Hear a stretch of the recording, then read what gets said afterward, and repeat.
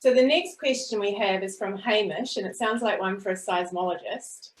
Hamish wants to know, should the fault rupture, how do the shock waves dissipate? Do they just get weaker from a distance point of view, or does it make a difference if you live on the side of a hill or near a mountain? Would that lessen the shock? So Caroline, how do seismic waves behave, and what impacts the different levels of shaking when we feel a fault rupture?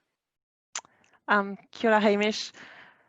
Well, there's a few ingredients that control the strength of ground shaking from an earthquake. And actually, so one part of the ingredient is related to the source, the earthquake itself. So the closer you are to the earthquake epicenter, the stronger the ground shaking will be. That's one obvious fact.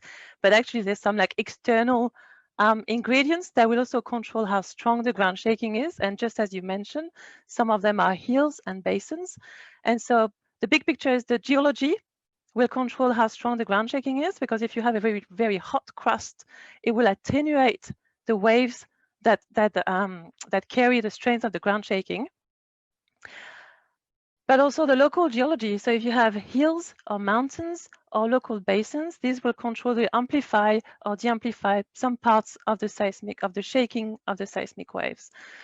Now, the last part of the ingredients is also the building that you're sitting in. So depending on the size of the building, the structures, so a single-story structure or really tall, 20, like for New Zealand, 20-story building, you're going to feel the earthquake very differently. So in a short answer, yes, if you're near a hill or in a mountain, you might have some amplification due to the topography, but also because of the strength of the earthquake itself.